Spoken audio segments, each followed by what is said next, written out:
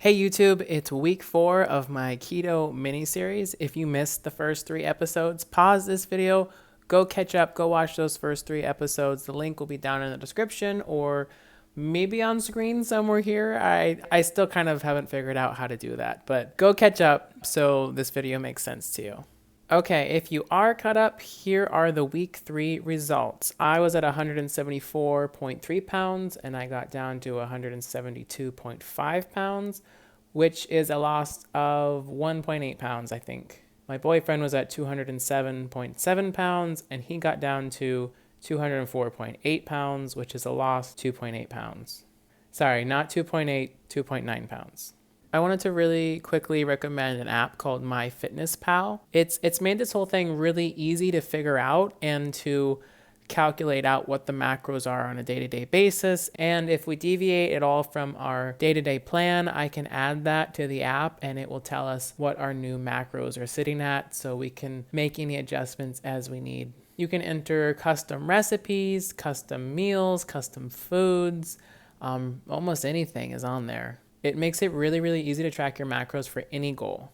If you also use MyFitnessPal, let me know it down in the description. And if there's any tips or tricks you know about it, also let me know. I always love learning new things. Or if there's a different app that you like using to track your macros, also let me know about that one. It's always cool to find a new resource out there. A quick disclaimer before I get into week 4's plan is I'm not a registered dietitian, I'm not a registered nutritionist, I'm not a physician. Those are the only people that are qualified to give you nutritional and dietary advice, as they have the training, the certification, and the knowledge to help you and your individual situation and needs. This information is not dietary or medical advice. It is just me expressing my opinion and my experience while doing the keto diet. You should speak with your primary care provider or a registered nutritionist before making any major dietary changes, starting a new diet, or adding things into your diet. Okay, so the moment you've been waiting for, week 4's plan. I have some good news and some bad news. The bad news is we're not going to be able to do a week 4. It's just not working well enough for us. We've both lost a good amount of weight while doing this diet, but I really don't need to be losing any weight. I'm very thin already, and it's kind of unhealthy for me to be losing so much weight right now. My boyfriend's been feeling really fatigued all the time, taking naps in the middle of the day. And we're not sure if it's the diet or something else, but the diet's the only thing that we've changed recently. So we think it's what's causing our fatigue. So we're going to stop the diet and try to get our energy back. But I'm still going to give you our week 4 plan because I already had it figured out as if we were going to do it. So if we did do a week 4, here's what I plan to do. We'd be eating about 2,560 calories a day with a breakdown of about 200 grams of protein, 160-ish grams of fat, and 42.2 grams of carbs. Breakfast was getting really old for us. This weekend, we actually switched over to yogurt and granola. It's ratio keto vanilla yogurt and ratio keto toasted almond granola. We also switched out our Body Fortress protein powder for Cellucor 30-gram sport protein, which is actually one of my favorite types of protein. And we also added an ounce of toasted pecans to the top of this bowl. Lunch was going to be a curried chicken salad, maybe with a couple leaves of lettuce to make it more of a wrap or something of that kind. And dinner was going to be a kielbasa and cabbage hash with a little bit of chicken thrown in there to up that protein and fat content.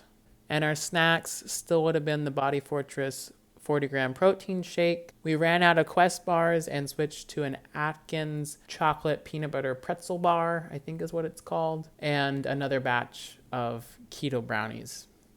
We tried to make it a whole month doing keto, but when a diet isn't moving you towards your goals, or maybe it is, but in an unsustainable or unhealthy way, it's time to reassess and change your plan.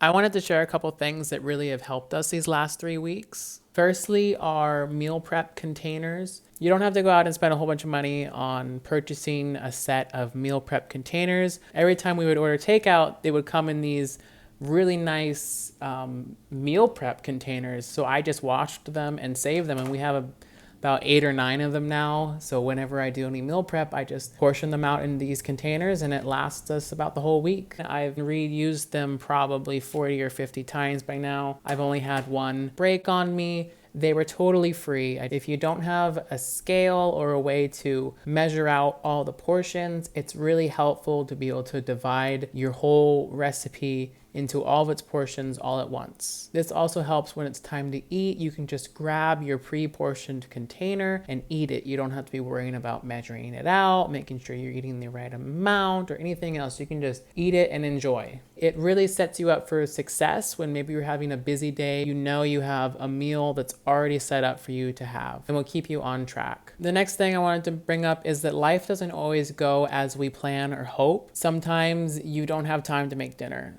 Sometimes you didn't make enough dinner to get you through the whole week. Maybe you're tired of what you're eating. Maybe you made disgusting food. So it's really important to have pre-planned backups for those meals that don't go as you wanted. There's hundreds of lists online of restaurants that serve keto or keto-friendly food, how to order it off their menu. I'm talking about places like Panda Express, Buffalo Wild Wings, Red Robin. These restaurants have options that can be altered to be keto or keto-friendly. We really enjoyed Buffalo Wild Wings and El Pollo Loco while doing this diet for those days that just didn't quite work out as planned. And I'd like to give some last bits of feedback on keto products we tried. We tried the Quest thin crust pizza. I think it was Sunday night.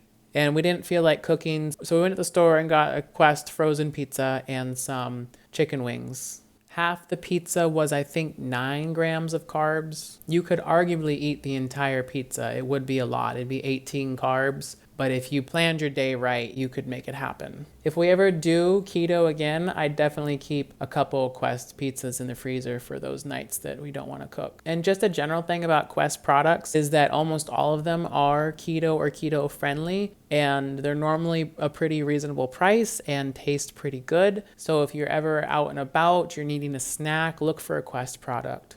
Last week we had that keto-friendly ceviche, and I made those almond tortilla chips. The recipe I found was not the greatest thing.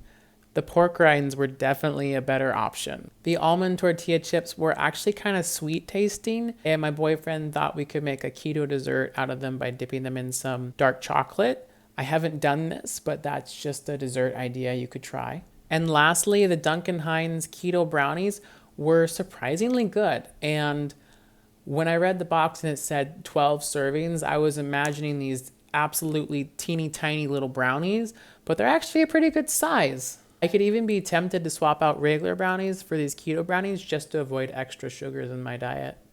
All right, guys, that'll wrap up my keto mini series. I do hope you enjoyed watching us and following us through this process. If you did enjoy it, hit that like button and subscribe so you don't miss out on whatever my next video is going to be. I'll be back again on Sunday with some new content. Thanks for watching. I'll see you next time. Got my janky ass sound system. This whole setup is just like ridiculous. With some new content. With some new content.